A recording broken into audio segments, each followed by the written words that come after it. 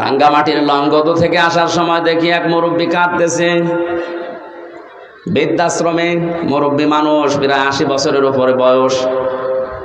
আমারে নিয়ে গেল কমিটি, বলছে হুজুর দেখেন, যে দেখি সন্তানটা পাশে বসে আছে, উনি কলেজের অধ্যাপক। চট্টগ্রাম বিশ্ববিদ্যালয় থেকে অনার্স মাস্টার্স করিয়ে এসে কোন কলেজে যেন অধ্যাপনা করছে। আজ 1 মাসের বেশি হয়ে গেল এই মাকে রেখে গেছে বৃদ্ধাশ্রমে। 1 মাস মরে পরে যেহেতু টাকা দেওয়া লাগে, আজকে এসেছে টাকা দেওয়ার জন্যে। মা ছেলেকে ডাক দিয়ে বলছে, বাবা আমি যখন মারা যাব তখন আমার মাথার ওপরে এই ফ্যানটা এটা পাল্টিয়ে নতুন ফ্যান লাগিয়ে দিবি। ছেলে বলছে, মা তুমি তো মরেই যাবে, তখন আবার ফ্যান কি হবে? মা বলছে লাগবে, কারণ 1টা মাস এখানে আমি আছি, ফ্যানটা ঘরে না। কর্তৃপক্ষকে বারবার আমি বলেছিলাম, কিন্তু ওরা কথা আমার শোনে না, কারণ তুই তো টাকা দিয়ে যাস নাই। 1 মাস পরে আজকে ওরা খবর দিয়ে তোকে নিয়ে এসেছে। বাস্তবতা আমি যেটা দেখলাম, আমার তো মনে হচ্ছে আমি মারা যাওয়ার পরে তোর যখন এই বয়স হবে, তোর ছেলে মেয়ে মিলে তোরে ওইখানে দিয়ে যাবে। তোর তো আবার ফ্যান ছাড়া ঘুম হয় না, ছোটবেলা থেকে তোকে বাতাস দেওয়া ছাড়া আমি ঘুম পাড়াতে পারি না। তোর কষ্ট হবে রে বাবা, তুই আগে থেকেই ব্যবস্থা করে যা, আমি মারা যাওয়ার পরেই তুই ফ্যানটা পাল্টিয়ে দিবি। দেখলাম ওর সামনে, ওর হাতের ওপরে মা মারা গেল। হাও মাও করে কেঁদে বলছো, হুজুর এ দোষ শুধু আমার একা না, এ দোষ আমার বউর। আমার 2টা ছেলে মেয়ে আছে, তাদের মুখের দিকে তাকে আমি তালাকও দিতে পারি না। শেষ পর্যন্ত বউ আমারে বারবার এ তাড়না দিয়েছে, বুড়ি বাড়ি থাকলে তোমার ভাত আমি খাবো না। আমি তো সংসারটা ভাঙতে পারলাম না। মাকে এই বৃদ্ধাশ্রমে শেষ পর্যন্ত রেখে গিয়েছিলাম।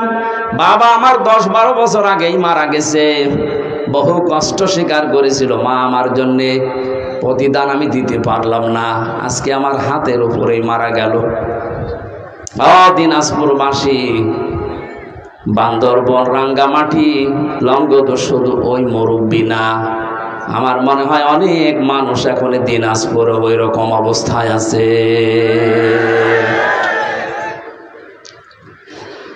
আমি যেটা বোঝানোর জন্য পর্যন্ত এসেছিলাম, ছেলে হোক মেয়ে হোক, আগে 3টা বছর তাকে কোরআনের সাথে পরিচয় করান। ওর অন্তরটা মানুষের অন্তর হবে, উজাড় গৃহ শয়তানের ঘর হবে না।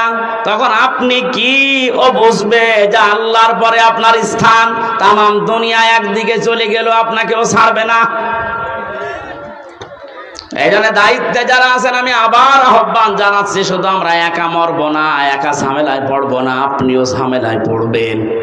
কোরআনে কারিমকে এখন কম্পালসারি করেন, আপনিও বাঁচবেন, আমরাও বাঁচতে পারবো। কথা বলেন ঠিক কিনা? যে কোরআন না থাকলে মানুষের হৃদয় আর হৃদয় থাকে না, শয়তানের ঘর হয়ে যায়, উজাড় গৃহ হয়ে যায়। সেখান থেকে বাঁচাতে আজকের এই যুব সমাজ, কোরআন কিছু না কিছু হলেও আমাদের অন্তরে যেন প্রবেশ করে। আয়োজনে যারা আঞ্জাম দিয়েছে, আমরা খুশি হয়ে ধন্যবাদ দিয়ে বলছি আলহামদুলিল্লাহ। নবীজি জানিয়েছেন, মান ক্বারাআল কুরআনা, যে ব্যক্তি কোরআন পড়ে, এদিকে তাকান, মান ক্বারাআল কুরআনা, যে ব্যক্তি কোরআন পড়ে, ফাস্তাজহারাহু, এবং একে এজহার করার চেষ্টা করে। এজহার মানে, এজহার শব্দের শাব্দিক অর্থ 99টা। এজহার মানে স্পষ্ট করা, এজহার মানে প্রকাশ করা, এজহার মানে দাঁড় করানো, এজহার মানে প্রতিষ্ঠিত করা, এজহার মানে কায়েম করা। সবগুলো অর্থ একটা একটা করে অভিধানে মিলান, আপনি পেয়ে যাবেন। সুতরাং যে ব্যক্তি কোরআন পড়বে এবং কোরআনকে কায়েম করার জন্য চেষ্টা চালাবে, কেন আল্লাহর নবী ফাস্তাজহারাহু দিলেন? নবীজি তো আমাদের মতো বাঁচাল ছিলেন, আন্দাজেই বকতেন নাকি? ওনার প্রতিটি কথার ভেতরে কোনো না কিছু লুকিয়ে আছে। এর পরের শব্দের দিকে তাকান, ফাহাল্লা হালালাহু ওয়া হারামা হারামাহু। এই যে ফা দিয়েছেন মাঝখানে, আগের 2টা শব্দ বলার পরে ফা দিয়ে বাক্য আরম্ভ করলেন কেন? হালাল হারামের কথা এখানে বলার কথা ছিল না। কোরআনকে ইজহার করার পরেই তিনি ফাহাল্লা হালালাহু ওয়া হারামা হারামাহু দিয়েছেন। এই কারণে, কারণ কোরআন যদি প্রতিষ্ঠিত না থাকে, কোরআন যদি কায়েম না থাকে ব্যক্তি, পরিবার, সমাজ, রাষ্ট্রে, তাহলে ওই দেশে বসবাস করে এমন হালাল জিনিস আছে, হালাল জানার পরও মানা যায় না। এটা তো বাংলাদেশে নেই। আমার কথা কি বুঝতেছেন? কোরআন যদি ইজহার না থাকে, কায়েম না থাকে, হারামকে হারাম জানার পরও ছেড়ে দেওয়া যায় না, এমন জায়গা এদেশে আছে। এবার শব্দের দিকে খেয়াল করেন। মান করাল কোরআনা, শব্দটা করা দিয়েছেন। তোরা কোরআন শরীফ পড়ে আমি পেয়েছি কোরআন পড়ার ব্যাপারে যত শব্দ, 3টা শব্দ সবচাইতে বেশি। করা, রাতালা, তালাওয়া, কয়টা? অবিধান দেখেন, এই 3টা শব্দের শাব্দিক অর্থের ভেতরে 4টা শর্ত আছে। যে ব্যক্তি কোরআন পড়তে চায় তাকে শুদ্ধ করে পড়া লাগবে। যে ব্যক্তি কোরআন পড়তে চায়, কোরআনকে তাকে বুঝতে হবে। আমি নাম নিলাম না, একজন মনে করেন এখানে আছে, তার বাবা মারা গেছে, সভাপতি সহ আমার মতো আরো 5 জনকে নিয়ে বলছে হুজুর কোরআন খতম করে দেন। পড়া কোরআন খতম করে ফেললাম। উনি আমাদেরকে খাবার দাবার, হাদিয়া, তোহফা, সম্মান দিয়ে বিদায় করবে না করবে না? বলেন না কেন? পড়া কোরআন শরীফ শেষ করে হাদিয়া তোহফা দিয়েছে, খাবার দাবার দিয়ে, সম্মান দিয়ে বিদায় দেবে। হঠাৎ করে যদি মহাতামিম সাহেব বলে হুজুর ওই ভাইকে ডাকেন তো, আপনাকে বাড়িওয়ালা ডাক দিয়ে যদি বলি যে পড়া কোরআন শরীফ আমরা খতম করে ফেললাম, কিছু বুঝেছেন? উনি বলতে পারবে? যেহেতু আরবি ভাষায় পড়েছি, মাতৃভাষা আমাদের আরবি না, আপনি বোঝেননি। এবার একটা মাত্র আয়াত আপনাকে আমরা আরবিতে পড়ার পরে একটু বাংলায় শোনাবো, তারপরে আপনি হাদিয়া দেবেন, খাবার দেবেন, বিদায় করবেন। যা করেন আরো বেশি করে করেন।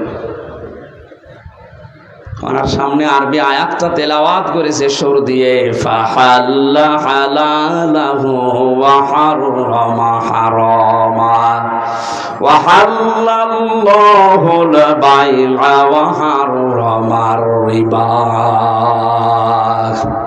এখনো পর্যন্ত উনি বুঝেছে? বলেন। বাংলায় যদি এবার বলি, এটাই আল্লাহ জানাতে চেয়েছেন ব্যবসা তোমাদের জন্য হালাল আর সুদ হারাম। আপনি তো এতক্ষণ পর্যন্ত বাবা মরে গেছে এই জন্য আমাদেরকে পড়া কোরআন খতম করালেন, কিন্তু আপনি তো সুদ খান। এবার যা টাকা দিয়েছিল, খাবার দিয়েছিল, সব পিটিয়ে বের করবে। কথা বলছেন এখানে। আর সম্মান এতক্ষণ যা দিয়েছিল বলবে কি আপনি আমার গোপন জায়গায় হাত দিলেন, টাকা আপনাকে দিচ্ছি, দাঁড়ান। যেহেতু আমাদের মাতৃভাষা আরবি না, এই জন্য আমরা হয়তো বুঝি নাই। গালি দিলে অনেকে মনে করে শুধু দোয়া করছে, কিন্তু এই শব্দটাই আবু জেহেল, আবু লাহাবের সামনে যখন নবীজি পড়তেন, ওরা সুদের মহাজন ছিল। কি ছিল? ওরা বুঝে ফেলেছে যে মোহাম্মদ কি বলতে চায়। তখন আর বাংলা, ইংরেজি, আরবি, ফার্সি, উর্দুতে ব্যাখ্যা করা লাগতো না। আরবি পড়লেই ওরা বুঝতো, কারণ ওদের মাতৃভাষায় আরবি। বাস্তবে বাংলাদেশে এমন অনেক জায়গা আছে হালালকে হালাল জানার পর, হারামকে হারাম জানার পরেও মানা যায় না। কোরআন যেহেতু এজহার নেই, এজন্য আমরা মুসিবতে আছি। কোন মানুষ যদি কোরআন পড়ে এবং কোরআনকে বোঝে, যতটুকু বুঝবে তার উপরে ততটুকু বাস্তবে মেনে চলার চেষ্টা চালাবে। সাহাবা একরামের 2 পারা 3 পারা পড়তে সারা জীবন লেগে যেত। সূরা নাস আর ফালাক পড়তে হযরতে ওমরের 11 দিন লেগেছিল, তার জীবনীতে পেয়েছি। অথচ আমারে পড়তে দেন সূরা নাস আর ফালাক, আমি 3 মিনিটে শেষ করে ফেলবো। তাহলে হযরত ওমর মনে হয় পড়তে পারতেন না, তাই তার এত সময় লাগলো কোন কারণে? যে আয়াত পড়তেন ওইটা তার প্র্যাকটিক্যাল লাইফে মিলাতেন। কুল আউযু বিরাব্বিন নাস, আল্লাহ পাক বলেন, নবী আপনি বলুন আমি আশ্রয় চাই মানুষের রবের কাছে। এখন রব কি? রবের অর্থ প্রধানত 19টা। উনি 19টা বিষয় নিজের জীবনে মিলিয়ে দেখতেন। রব মানে আইনদাতা, রব মানে প্রতিপালক, রব মানে উকিল, রব মানে এরকম যত আছে মিলাতেন, দেখি আমার জীবনে মেলে কিনা। যখন দেখতেন রব মানে আইনদাতা, আমার জীবনে আল্লাহর আইন আমি যতটুকু সমর্থ আমি মানতে পারছি। রব আমার রিজিক দাতা, আমি আল্লাহ বাদে অন্য কাউকে রিজিকের উপরে ভরসা করি না, মানিও না। একটা একটা করে 19টা মিলিয়ে ফেলতেন। তখন বলতেন পরবর্তী আয়াত দেন, মালিকিন নাস। আমরাও তো কোরআন এইভাবেই পড়ি। তার 11টা আয়াত পড়তে 11 দিন সময় লেগে যেত এইভাবে মিলাতে। আর আমাদের এক খতম করতে দেবেন 11 ঘন্টায় পুরা কোরআন পড়ে শেষ করে আর এক খতম শুরু হবে। এখানে কোরআন ব্যাখ্যায় আমি যতগুলো অর্থ পেয়েছি, অভিধানে 4টা শর্ত সব জায়গায় লেখা আছে। কেউ যদি কোরআন পড়তে যায় সে যেন শুদ্ধ করে পড়ে। অরাতিলিল কোরআন তারতিলা, এ নির্দেশ কার? আরো জোরে বলেন। 2 নম্বরে কোরআন শুধু পড়লে হবে না, আফালা ইয়াতাদাব্বারুনাল কোরআন। কি হয়েছে তোদের? কোরআন নিয়ে কেন চিন্তা ভাবনা করো না? না বুঝলে আপনি চিন্তা করবেন কি দিয়ে? 3 নম্বরে এটা আপনার প্র্যাকটিক্যাল লাইফে আপনি মেলাবেন, বোঝার চেষ্টা চালাবেন। 4 নম্বরে যতটুকু বুঝেছেন এটা যেন মানুষ মানতে পারে সেই ব্যবস্থা করে দেবেন। এই 4টা শর্তের নাম হচ্ছে কোরআন। 4টার নাম কি? এভাবে যারা কোরআন পড়বে আল্লাহ পাক বলেন, আল্লাযীনা আতাইনাহুমুল কিতাবা ইয়াতলুনাহু হাক্কা তিলাওয়াতি। আমি যাদের কিতাব দিয়েছি তারা এর হক আদায় করে, তার মানে 4টা শর্ত মেনে পড়ে। উলাইকা ইউমিনুনা বি, এই মানুষগুলো আমার কোরআনে বিশ্বাসী। বলেন সুবহানাল্লাহ। ওয়া ইয়াকফুর বিহি ফাউলাইকা হুমুল খাসিরুন। এই 4টা শর্ত মেনে যারা আমার কোরআন পড়ে না, ওরা কোরআনে বিশ্বাসী নয়, এরা জীবনে ক্ষতিগ্রস্ত হবে। এটা আমি বানালাম। বলেন।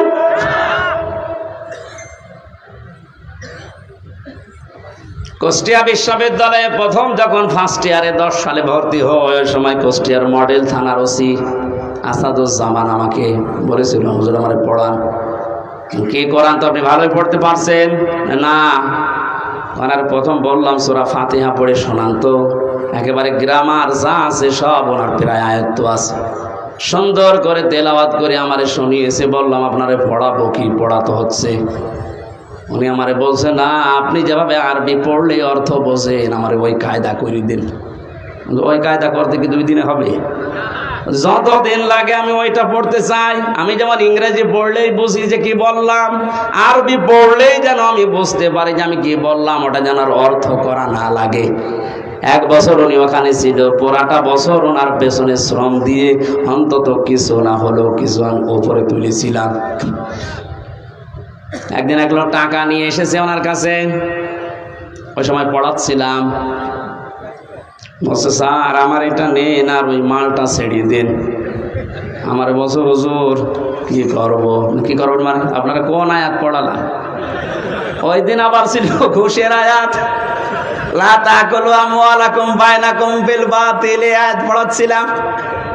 আপনারা কেবল পড়ালাম কি? বলছে, হ্যাঁ আমি বুঝে ফেলেছি। ওই সময় দেখলাম নিল না, লোকটারে গরম দিলে, বেটা আমি কোরআন পড়ে আর তুমি ঘুষ দিচ্ছ। তাড়িয়ে দিয়েছিল ওই সময়, পরে নিয়েছে কিনা আমি জানি না। তো ওই রকম যদি হাদিয়া মাসে 10টা পায়, ওর বেতন নেওয়া লাগে। এখন রিটায়ার্ড করেছে স্যার। দোয়া করি স্যারের জন্য, স্যার যেন যেভাবে ছিল ওই সময় ওটা যেন মরণ পর্যন্ত টিকে থাকতে পারে। বলেন আমিন। আমার ভাইরা, আমি যেটা বোঝাতে চাচ্ছিলাম, কোরআনে কারীম যারা এই 4টা শর্ত মেনে পড়ে আর একে ইজহার করার জন্য দুনিয়ায় চেষ্টা চালায়, কায়েম করা, প্রকাশ করা, প্রতিষ্ঠিত করা, স্পষ্ট করা, দাঁড় করানো, এটা যদি দাঁড় হয়ে যায় আপনি বাধ্য হবেন হালালকে হালাল জানার পরে মেনে নিতে। আপনি পারবেন না হালালকে হালাল জানার পরে মেনে না নিতে পারবেন না, এ পরিবেশ তৈরি হয়ে যাবে। কারণ জনগণের ভেতরে যখন কোরআনে কারিম প্রতিষ্ঠিত থাকবে, আপনি বাদশাহ, আপনি মন্ত্রী, আপনি মেয়র, যত বড় দায়িত্বে থাকেন না কেন, যারা আপনার আন্ডারে থাকবে ওদের বুকে এমন সাহস তৈরি হবে, সামনে থেকে প্রতিবাদ করবে। আপনি দাঁড়ান। হযরত ওমরের জামানায় যেহেতু কোরআনে ঝাড় ছিল, বক্তব্য দিচ্ছিলেন মসজিদে নববীতে, এক সাহাবী উঠে বললেন, খলিফাতুল মুসলিমিন, আমিরুল মুমিনিন, আপনার বয়ান বক্তব্য বন্ধ করেন। কেন? প্রত্যেকে রাষ্ট্রীয় কাপড় পেয়েছে একটা একটা করে, সেই হিসাবে তো আপনিও একটা পাবেন। আপনার শরীরের ভেতরে ডবল কাপড় দেখা যায়, অবশ্যই আপনি একটা বেশি আত্মসাৎ করেছেন। আমার মনে হয় কোন চেয়ারম্যান না, কোন মেম্বার না, মেম্বারের চামচা এইটা, ওর সামনেও যদি কেউ এরকম প্রতিবাদ করে যে কাবি খা, ওইটা কই, ওরে 10 বছর জেল খাটা লাগবে। আর সরাসরি প্রেসিডেন্টের সামনে দাঁড়িয়ে প্রতিবাদ করছে সাধারণ একজন মানুষ। হযরত ওমর ওই বয়ান বন্ধ করে দিয়েই বললেন, আল্লাহর নবীর সাহাবীরা, ঠিক আছে আমি ওর জবাবটা আগে দিয়ে নেই, আমি নিজে দেব নাকি আমার সামনের কাতারে আমার ছেলে আব্দুল্লাহ আছে ও দেবে? হযরত আব্দুল্লাহ বললেন, বন্ধুরা, প্রত্যেকেই একটা একটা করে কাপড় পেয়েছে, আমিও একটা পেয়েছিলাম, আমার বাবাও একটা পেয়েছে। যেহেতু বাবাকে মাঝে মাঝে বিদেশি প্রতিনিধি দলের সাথে সাক্ষাৎ করা লাগে, জুমার দিন নামাজ আদায় করানো লাগে কেন্দ্রীয় মসজিদে, ঈদের সময় নামাজ পড়ানো লাগে, বাবার এই রকম জামা নেই, এজন্য আমার কাপড়টাও বাবাকে দিয়েছি, 2টা কাপড় মিলিয়ে বাবা আমার কাপড় তৈরি করেছে।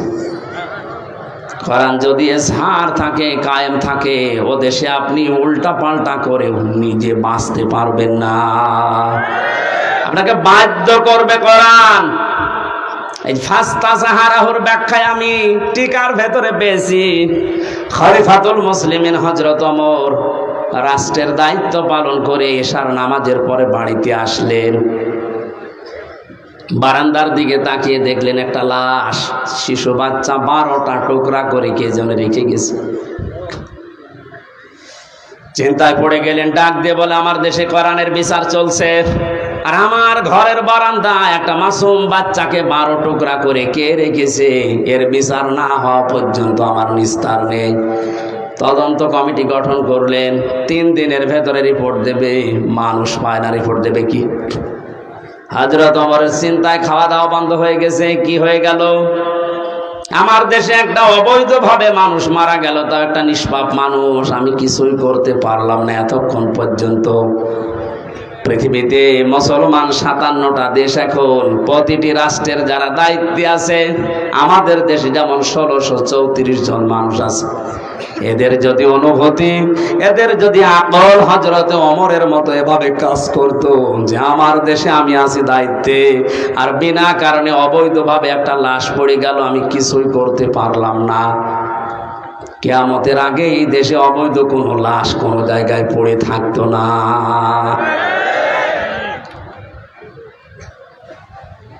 ওনার মাথা নষ্ট হয়ে গেছে। কি হয়ে গেল? কিছু পর্যন্ত এখনো আমার কাছে রিপোর্টই আসে না। হঠাৎ করে এক মুরব্বীকে সঙ্গে নিয়ে যুবতী একটা মেয়ে এসেছে, ডাক দিয়ে বলে, খলিফাতুল মুসলিমিন, যে লাশটা আপনার বারান্দায় ছিল ওটা আমার নিজের বাচ্চা, আমি ওরে টুকরা টুকরা করেছি। হযরত ওমর ডাক দিয়ে বলে, মেয়ে কি বলো, বুঝে শুনে বলো, পরবর্তীতে কি হবে তুমি জানো? মানুষ হত্যা করার যে বিচার কোরআনে আছে সূরা বাকারায়, হ্যাঁ আমি নিজেও কোরআনের হাফেজা, আমি নিজে জানি যে এর বিচার কি হবে। আপনার যা আছে কোরআনে আপনি শুরু করেন না, আমি এমনিতে শুরু করতে পারি না। হযরত ওমর তারপরেও তিনি সব শুনলেন গোড়া থেকে শেষ পর্যন্ত, দেখলেন মেয়েটার কোনো দোষ এখানে নেই, যেহেতু মানুষও নিজের ইচ্ছা করে হত্যা করেছে, এই কারণে তার শাস্তি দেওয়া হবে। আগেরটা আমি বলছি পরে। রায় ঘোষণা হয়ে গেছে সূরা বাকারার 177-78 নাম্বার আয়াত অনুযায়ী, কুতিবা আলাইকুমুল কিসাসু ফিল কাতলা, এই আয়াত অনুযায়ী তিনি রায় দিলেন, হঠাৎ করে তিনজন যুবক এসে বলে, খলিফা বিচারের রায়টা একটু থামান, ও দোষ ওই মেয়েটার না, ও দোষ আমাদের। বাবাকে নিয়ে জঙ্গলের পাশে বসবাস করতে মেয়েটা, আমরা তিনজন শিকারে গিয়ে যৌবনের তাড়নায় পড়ে মেয়েটাকে দেখে বাবাকে বেঁধে রেখে ওর সাথে আমরা অন্যায় আচরণ করি, শেষ পর্যন্ত আমাদের কারণে মেয়েটা গর্ভবতী হয়েছে। যদি বিচার করা লাগে তাহলে আমাদের করেন। হযরত ওমর 4 জনকে সামনে নিয়ে ধমক দিলেন, কি 3 দিন কোথায় ছিলে? আমার এত বড় টেনশনের ভেতরে রাখলে কারণ কি? আমি চিন্তায় আমার খাওয়া দাওয়া ঘুম বন্ধ হয়ে গেছে। 3 দিন ভেতরে আসলে না, এখন হঠাৎ করে সব একটা একটা করে বের হচ্ছে। যুবকেরা বলছে, খলিফাতুল মুসলিমিন, আমরা যে সময় অন্যায় করেছিলাম ওই সময় আসতে চেয়েছিলাম। মনে মনে ভাবছিলাম যদি ধরা না পড়ে তাহলে তার অসুবিধা নেই, কিন্তু কোরআনে কারীম আমাদেরকে বাঁচতে দিল না। যেখানে যায় আমাদের কোরআন শান্তিতে থাকতে দেয় না, বারবার পেছনে যেন তাড়া করে বেড়ায় আমাদের বিবেকের ওপরে।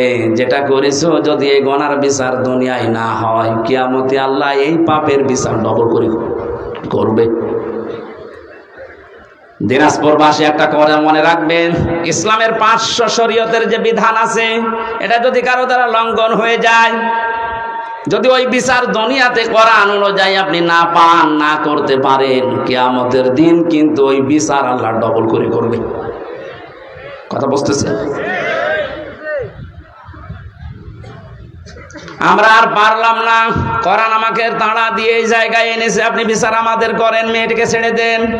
হযরত ওমর বললেন, না, মেয়েটাকে আমি ছেড়ে দিতে পারতাম, কিন্তু যা বলেছে শেষে এসে সজ্ঞানে স্বেচ্ছায় নিজের বাচ্চাকে নিজে টুকরা টুকরা করেছে। এই কারণে মেয়েটা এবার বলে, খলিফা আপনি যে এতক্ষণ শুনেছেন আমাদের দোষ না, আমার কোনো দোষ আসলে ছিল না, আমি তো নিরীহভাবে বসবাস করছিলাম।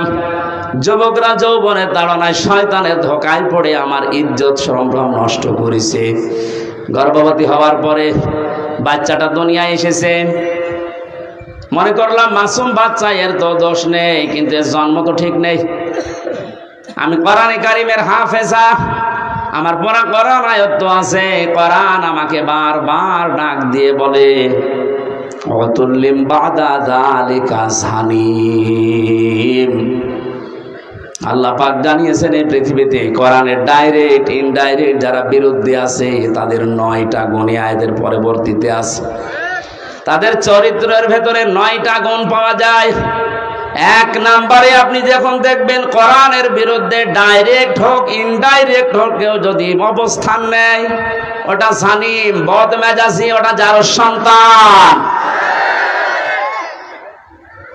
আমি তো দেখতে পেলাম এর বাবা ঠিক নেই। এর বাবা তো একজন না কয়জন?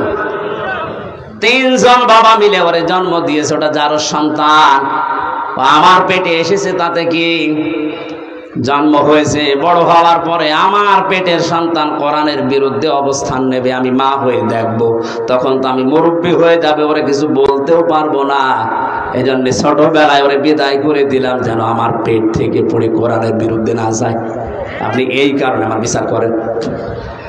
আমি ঘটনা বলার উদ্দেশ্য না, ফাস্তা জাহারাহু পড়তে যে আমি পেয়েছিলাম, কোরআন যদি এজহার থাকে, কোরআন যদি কায়েম থাকে, আমরা গুনাহগার, গুনাহ আমরা করবই, কারণ এটা আমাদের অভ্যাস, আমাদের স্বভাব। কিন্তু কোরআন আপনাকে বেঈমান হয়ে মরতে দেবে না। গুনাহ করলেও দুনিয়া থেকে বিদায় নেওয়ার আগে এমন কায়দা, এমন কৌশলে, এমন জায়গায় ফেলবে আপনি যেন নিষ্পাপ হয়ে মারা যেতে পারেন, মরণের পরে এই পাপের শাস্তি যেন আর পাওয়া না লাগে। এজন্য কোরআনে কারীম যদি আমরা ইজহার করার চেষ্টা করি, হালালকে হালাল আমরা মানতে পারবো, হারামকে হারাম জানার পরে আমরা মানতে পারবো। আর যদি ইজহার না থাকে, আপনি যতই সফিগিরি করেন, এই যে টুপিটা মাথায় দিয়েছি মনে করছেন অনেক সুন্দর লাগছে দেখতে, এর ভেতরে সুদ আছে। প্রশ্ন আসতে পারে, আপনি 200 টাকা দিয়ে টুপিটা কিনে এনেছেন, আপনার তো সুদের টাকা না। হ্যাঁ ঠিক আছে, কিন্তু এই টুপিটা যে ফ্যাক্টরিতে তৈরি হয়েছে, ফ্যাক্টরির মালিক লোন নিয়েছে। এই কথা বলছেন এখন? যতদিন পর্যন্ত দেশে যাকাত ভিত্তিক অর্থনীতি কায়েম না হবে, তার মানে কোরআন কায়েম না হবে, ততদিন আপনি ফেরেশতা জিবরাইল যদি দিনাজপুরে বাস করে, ও ডাইরেক্ট ইনডাইরেক্ট সুদখোর।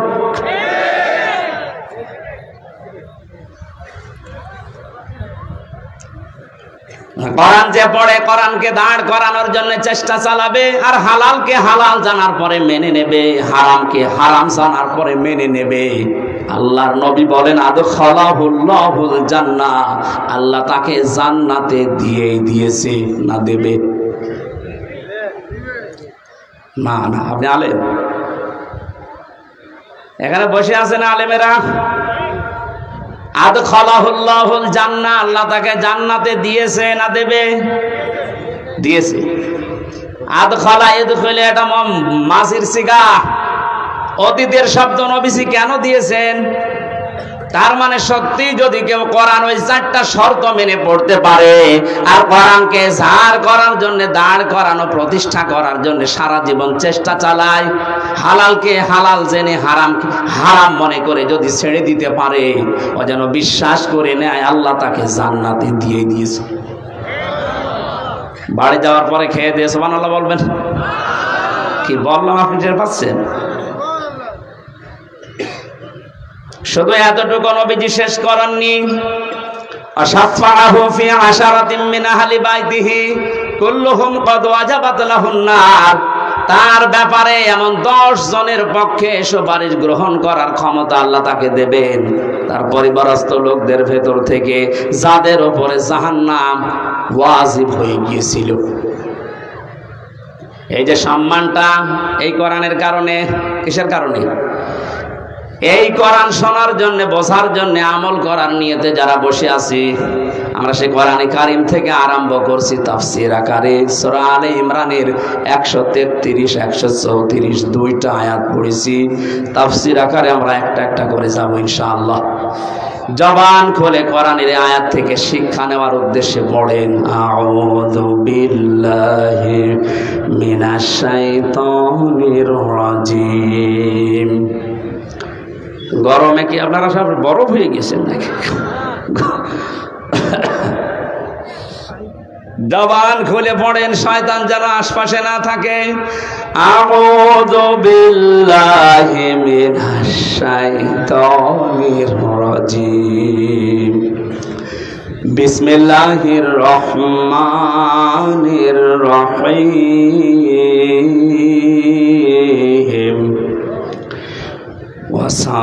وسارعوا إلى مغفرة من ربكم وجنة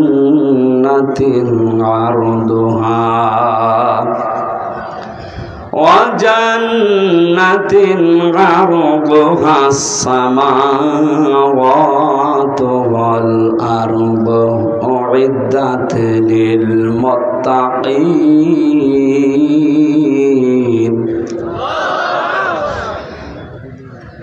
অনেকগুলো বিষয় ছিল, শানে নজরুল ছিল, ঐতিহাসিক প্রেক্ষাপট, নামকরণ সব আমি বাদ দিয়ে দিলাম, যেহেতু গরমে আমার ভেতরে ঘেমে একেবারে শোধ চলছে, এত বাতাস হচ্ছে, তারপরও ঘেমে যাচ্ছে। খুব তাড়াতাড়ি শেষ করব বলে আমি আয়াতের দিকে এগিয়ে যাচ্ছি সরাসরি তাফসীরে। আল্লাহ পাক বলেন, সারিউ, তোমরা দৌড়াও। একা একা দৌড়াও না, সবাই। এবার ওঠেন তাহলে দৌড়ানো আরম্ভ করি। সারিউ, আল্লাহর আদেশ, তোমরা সবাই মিলে দৌড়াও। এরপরও আপনি দৌড়াবেন না। কোথায় দৌড়িয়ে যাবেন? ইলা মাগফিরাতিম মির রাব্বিকুম, তোমাদের রবের ক্ষমার দিকে দৌড়াও। পৃথিবীতে সবচাইতে বড় সম্পদ মুমিনের জন্য আল্লাহর ক্ষমা। আমি নিজে সহ যারা আলেমরা বসে আছি তাদেরকে বলছি, কিয়ামতের ময়দানে আল্লাহ যে বিচার ব্যবস্থা তৈরি করবে, আল্লাহর বিচারের সিস্টেম হবে 3টা। কয়টা? বলেন বলেন। 1 নম্বরে, আমার আল্লাহ যদি ন্যায় বিচার করে কেউ বাঁচতে পারবে না। কথা বলি না কেন? আল্লাহ রাব্বুল আলামিনের বিচারে কোনো অবিচার বলতে কিছু নেই। রাখুন, দরকার নেই। আল্লাহর বিচারে কোনো অবিচার? আরে জবাব দেন না কেন? আল্লাহর বিচারে অবিচার আছে? ন্যায় বিচার করলে কেউ বাঁচবে না। অবিচারও নেই, ন্যায় বিচার করলেও বাঁচবেন না। তে করবে কি? আল্লাহ পাক যদি ক্ষমা করে দেয় দয়া করে কাউকে, তার গফফার নামের খাতিরে, এই লোকটাই শুধু জান্নাত পাবে। নবীজি মাঝে মাঝে বলতেন আল্লাহর ক্ষমা ছাড়া কেউ জান্নাত পাবে না। সাহাবীরা বলেন হে নবী আপনি? নবীজি কেঁদে কেঁদে বলতেন সাহাবীরা আমিও আল্লাহর দয়া ছাড়া ক্ষমা ছাড়া জান্নাত পাবো না। এই জন্যে আল্লাহ এদের প্রথম শব্দে দিয়েছেন দৌড়াও আল্লাহর ক্ষমার দিকে।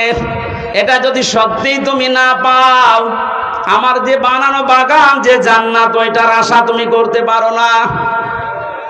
কাবা শরীফ যারা তাওয়াফ করে, সভাপতি যেহেতু হাজী সাহেব, ষষ্ঠ চক্করে আমরা সবাই মিলে একটা দোয়া পড়ি আল্লাহর কাছে, আল্লাহুম্মা ইন্না আলাইয়া হুকুকান ফীমা বাইনি ওয়া বাইনিকা। আর অনেকগুলো কথা আছে। আল্লাহকে কাবার সামনে নিয়ে বলা হয় রব্বুল আলামিন তুমি আমার মালিক, আমি তোমার গোলাম। মালিক আর গোলামের ভেতরে অনেক দেনা পাওনা আছে। আমি গোলাম হিসাবে, তুমি মালিক, যা দেবে তো সব দিয়েছো, নেই থেকে তুমি আমাকে হামজা বানিয়েছো। উল্লেখ করার মতো আমি চেয়ারম্যান, কিসের চেয়ারম্যান? আমি উল্লেখ করার মতো কিছু ছিলাম না।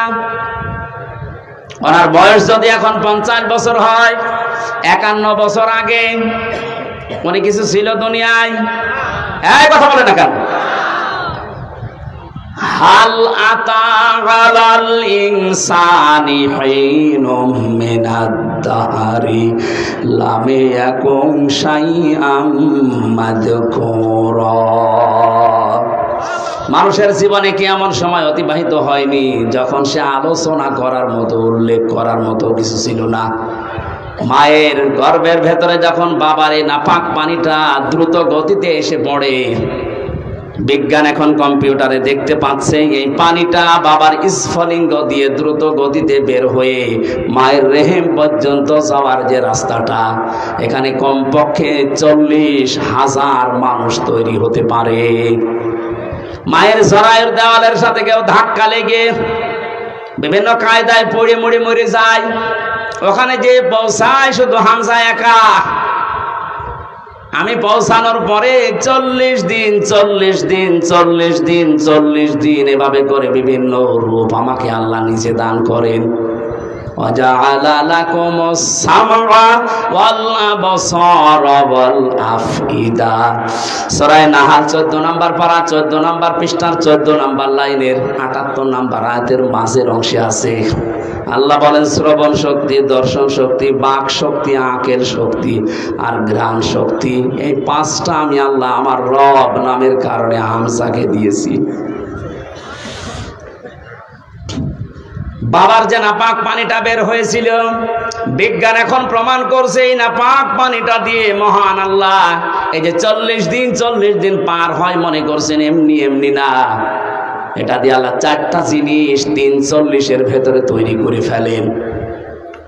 চুল, রক্ত, হাড় আর পর্দা, রক্ত, গোশত, চর্বি আর চামড়া। মায়ের রেহেমে যে নাপাক পানিটা ছিল ওইটা দিয়ে 4টা, বাবারে নাপাক পানি দিয়ে 4টা, 8টা জিনিস এক হয়। আপনি 8 জিনিস দিয়ে জীবনও মানুষ বানাতে পারবেন না। কমপক্ষে মানুষ বানাতে হলে 13টা জিনিস লাগবে। কয়টা? বলেন। এটা তাফসিরে, আধুনিক তাফসির যেগুলো আছে এগুলো কম্পিউটারের সাথে মিলিয়ে দেখবেন, পেয়ে যাবেন। আগেকার তাফসির মুহতামিম সাহেবরা যারা পড়েছে, আগের তাফসিরে আলাক মানে যোগ লেখা ছিল। আলাক মানে মাটির নির্যাস, জমাট বাঁধা রক্ত, এগুলো পেয়েছে। আধুনিক তাফসির যেগুলো বের হচ্ছে কম্পিউটারের সাথে মিলিয়ে দেখবেন, আলাক মানে শুধু জমাট বাঁধা রক্ত না, আলাক মানে ঝুলন্ত। আলাক মানে 40 দিন মায়ের রেহেমের ভেতরে হামজা ঝুলেছিল এভাবে। এটা আপনি এখন দেখতে পাবেন। আমি যেহেতু ওই আয়াত পড়ি না, এই জন্য ওই দিকে যাচ্ছি না। 40 দিনে 6 মাস যখন হয়ে যায় মায়ের পেটে, তখন আমার খাবারের প্রয়োজন দেখা দেয়। পৃথিবীর কোনো মানুষ আমাকে ওই জায়গায় খাবার দেয়নি। মহান আল্লাহ তার রব নামের খাতিরে না চাওয়ার আগেই খাবার পৌঁছিয়ে দিয়েছে। আল্লাহ রাব্বুল আলামিন বলেন 13টা জিনিসের ভেতরে যেহেতু 8টা পেয়েছি, এখনো 5টা লাগবে। আমি যে রব নাম নিয়েছি, এই জন্য রবের কারণে তোরে 5টা জিনিস ফিরিয়ে দিয়েছি। তার ভেতরে শ্রবণ শক্তি, দর্শন শক্তি, বাক শক্তি, আকেল শক্তি আর ঘ্রাণ শক্তি। একটাও যদি কম দিতাম দুনিয়ায় আসতে কিন্তু অপূর্ণাঙ্গ হয়ে আসতে পারতে না। হ্যাঁ, আমরা পৃথিবীতে এসে হয়তো এগুলো অনেকে নষ্ট করে ফেলি। এই যে আমার কানটা আজ 2 দিন আমি নষ্ট করে ফেলেছি। এই ভক্তবিন্দু যারা আছে এরা আদর করে আমার আইসক্রিম খাওয়িয়েছে। এই 2 দিনে সমস্ত দই খাওয়িয়েছে ফ্রিজের। আমি খেতে চাই না, মানে না হুজুর খান, অসুবিধা নেই। খেয়ে এখন দেখছি কানে আর কিছু শুনছি না। এই যে দুনিয়ায় এসে আমি নষ্ট করেছি এগুলো বিভিন্ন পরিবেশের কারণে, না আল্লাহ নষ্ট করে দিয়েছে? বলেন। এই যে তীব্র গরম চলছে, এটা আল্লাহর দোষ। যাহারাল ফাসাদু ফিল বাররি ওয়াল বাহরি বিমা কাসাবাত আইদিন নাস লিইউযিকাহুম বা'দাল্লাযী আমিলু লাআল্লাহুম ইয়ারজিউন। সূরা রোমের 41 নম্বর আয়াতে আল্লাহ জানিয়েছেন, জলে স্থলে যে বিপর্যয়গুলো দেখতে পাচ্ছ একটাও আমি আল্লাহ পাঠাই না, সব তোমাদের হাতের কামাই করা। বিজ্ঞানে এই বাংলাদেশ নিয়ে কয়েকদিন আগে 3 দিনের একটা গবেষণা আজকে দেখলাম। মনে করেন এই 10 কেজি পানি উপরে ওঠার কথা ছিল। এই 6 মাস তো গরম থাকে, 6 মাসে 10 কেজি মনে করেন পানি জলীয় ভাবে উঠবে উপরে, আর 10 কেজি আবার নামবে বৃষ্টির মাধ্যমে। এই গাছ উজাড় করার কারণে, পাথর পাহাড় কেটে ফেলার কারণে নদী বন 11,000-এর উপরে 1100-র উপরে নদী এই দেশে আছে, সবগুলো প্রায় শুকিয়ে যাচ্ছে।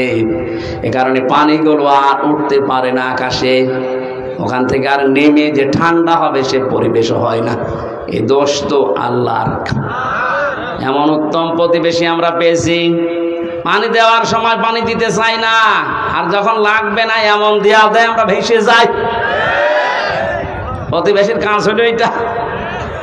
অথচ প্রতিবেশীর যত হক, আমি আরো নিচে নামতে পারলাম না।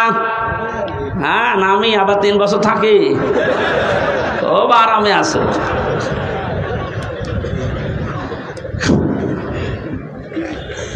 বিভিন্ন ধর্মীয় গোড়ামি বিশ্বাসের কারণে ওই সমস্ত জাতিরা তারা বিভিন্ন জিনিস পুড়িয়ে ফেলে, অথচ ওগুলো পুড়িয়ে ফেলার নিয়ম না, মাটির নিচে পুঁতে ফেলার নিয়ম। ওগুলো যেন পচে সার হয়, ওগুলো যে জমি উর্বর হয়, এই নিয়ম ছিল ইসলামের।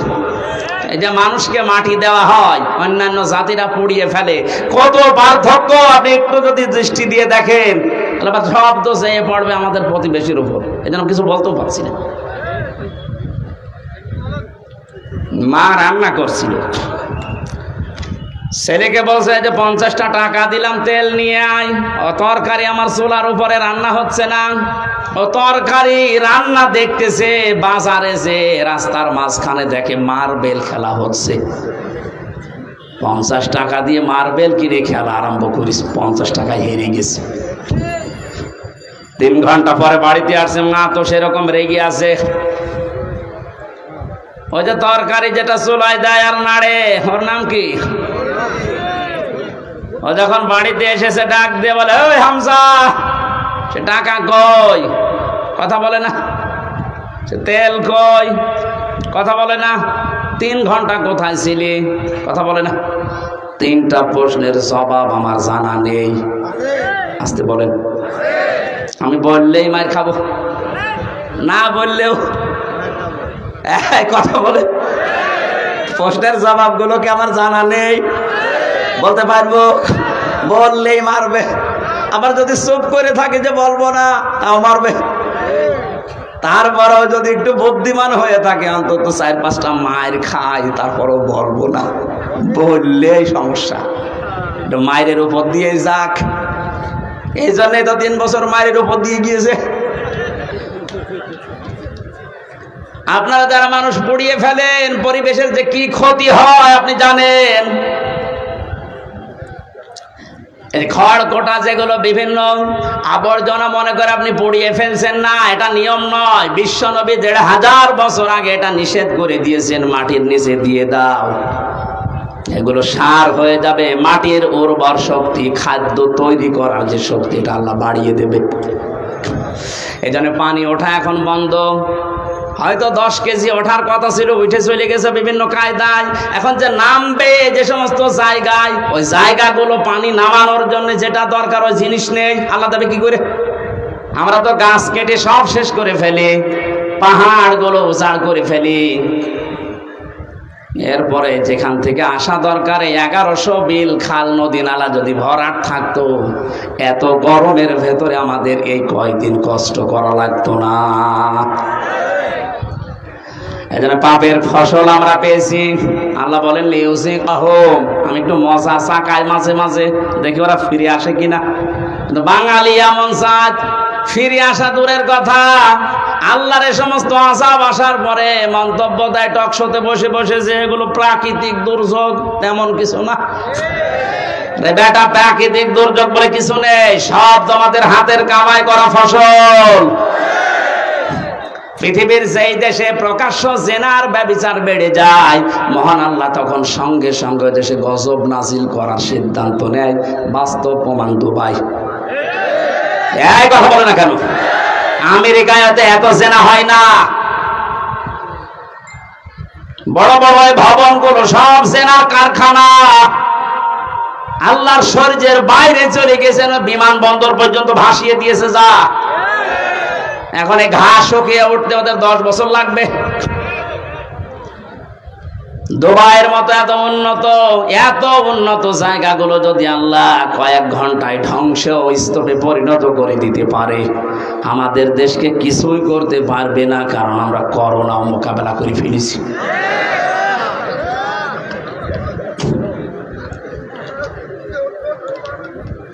না ভাই, হচ্ছে না। আমরা যেন ফিরে আসি, আল্লাহ আযাব গজব গুলো মাঝে মাঝে পাঠায়, লিউযিকাহুম বা'দাল্লাযী আমিলু লাআল্লাহুম ইয়ারজিউন। আমরা তো ফিরে আসি না, আমাদের বৃদ্ধি আরো বাড়ে। জোরে বলেন নাউযুবিল্লাহ। আজ আমাদের এই পাপের ফসলের কারণে হাজারো সৃষ্টি কষ্ট পাচ্ছে। বলেন, একটু ভেবেছেন এই 5টা জিনিস আল্লাহ যেটা দান করেন নিজের পক্ষ থেকে, যদি একটাও কম দিত, আপনি মনে করেন শ্রবণ শক্তি পাননি, কালা হয়ে দুনিয়ায় আসতেন, কত রকমের সমস্যা হতো আপনি টের পাচ্ছেন না। যদি দর্শন শক্তি আল্লাহ না দিত, আমি নিজে বাস্তবে দেখেছি, কুমিল্লায় এক মাহফিলে খাবার খাচ্ছিলাম, হঠাৎ বিদ্যুৎ চলে গেল। পাশে এক অন্ধ বসে খাবার খাচ্ছিল। আমরা চিল্লা পাল্লা করছি, তাড়াতাড়ি কারেন্টের ব্যবস্থা করেন, আলো কই। হঠাৎ অন্ধ আমার হাত চেপে ধরে বলছে, হুজুর মাত্র 2 মিনিট কারেন্ট চলে গেছে, আপনি চিল্লাচ্ছেন। অথচ আজ 11 বছর, কি 40 বছর হয়ে গেল আমার জীবনে কোনো কারেন্ট নেই। 40টা বছর আমি চোখে দেখি না, আমি তো চিল্লালাম না। সেদিন একটা কনফারেন্স দেখছিলাম, সৌদিতে ছিলাম আমি, মদিনাতে। ওই সময় আমার চোখে পানি চলে এসেছে। আল্লাহ, ছোট্ট মাত্র 11 বছর বয়স, 2 চোখ নেই, পুরা কোরআন শরীফ আয়ত্ত করে ফেলেছে, সুন্দর করে তেলাওয়াত করছিল। হঠাৎ বিচারক ডাক দিয়ে বলছে, বাবা তোমার যে চোখ নেই, তোমার কি আল্লাহর প্রতি কোনো অভিযোগ আছে? ছেলেটা অতটুকু বয়সে, আমি তো মনে মনে করছিলাম না জানি কি বলে ফেলে আল্লাহর বিরুদ্ধে। বলছে চোখ তো নেই, অভিযোগ তো নেই, আরো আমি খুশি আছি। বিচারক বলছে, কিসের খুশি তুমি? ছোট মানুষ, অতটুকু বয়স, 11 বছর বয়স, কোরআনের হাফেজ, অন্ধ। ডাক দিয়ে বলে, বিচারপতি আপনি আমাকে যে প্রশ্ন করলেন, আমার আল্লাহর প্রতি কোনো অভিযোগ আছে কিনা, আমি অন্ধ এই জন্যে। আমি বললাম নেই। কেন নেই জানেন? কিয়ামতে যেদিন আল্লাহ বিচার করবে, চোখওয়ালা মানুষদেরকে আল্লাহ ডাকবে, সিরিয়াল হিসাবে আমারও ডাকবে। আমি অন্তত আল্লাহকে ওই সময় বলতে পারবো, মাবুদ দুনিয়াতে আমাকে কিছুই দেখতে দাওনি, চোখের কোনো গুনাহ আমার দ্বারা হয়নি, আজকে এই ওসিলায় হলেও কিছুটা আযাব আমার উপরে কম করে দাও।